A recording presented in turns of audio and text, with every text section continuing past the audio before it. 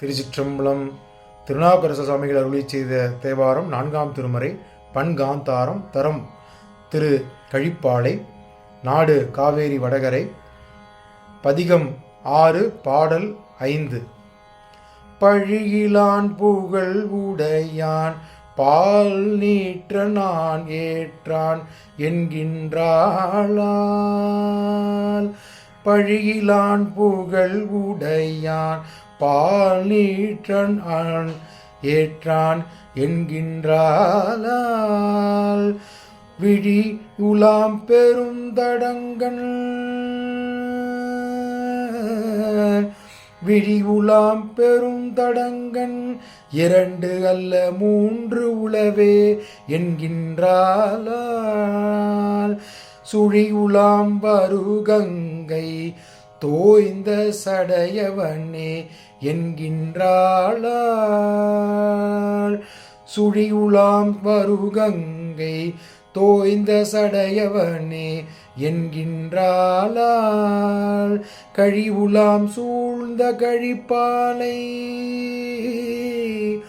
கழி உலாம் சூழ்ந்த கழிப்பாலை சேர்வானை கண்டால் கொள்களோ. கழி உலாம் சூழ்ந்த கழிப்பாலை சேர்வானை கண்டால் கொள்ளோ. திருச்சிற்றம்பலம். 5ஆம் பாடலோட விளக்கத்தை பார்த்து விடலாம். பழியேதும் இல்லாதவன் என்றும் மிகுந்த புகழ் உடையவன் என்றும் பால் போன்ற வெண்மையான திருநீற்றை அணிந்தவன் என்றும் எருதினை வாகனமாக கொண்டவன் என்றும் இந்த பாட்டில் சுவாமியை வர்ணிக்கிறாரு. மற்றவர்கள் போல் 2 விழிகள் அல்லாமல் நீண்ட அகன்ற 3ஆம் விழிகளை நெற்றிக்கண்ணை இந்த பாட்டில் குறிப்பிடுகிறார். நெற்றிக்கண்ணை கொண்டவனுங்கிறத இந்த பாட்டில் ஒரு உதாரணமாக நமக்கு சொல்கிறாரு. அதை சான்றா சொல்கிறாரு. நீர் சுழியுடன் பறந்து மிகவும் வேகமாக இறங்கி கங்கை நீற்றினை சடையில் திரித்தவனே என்றும், கங்கை நீரானது சுழிகளோட நீர்ச்சுழியோடு சேர்ந்து பறந்து வேகமாக வரக்கூடிய கங்கை நீற்றை தலையில் வைத்திருப்பவனே அப்படிங்கிற மாதிரி இந்த பாட்டில் சொல்கிறார். சிவபெருமான அடையாளத்தை சொல்லுகிறார்.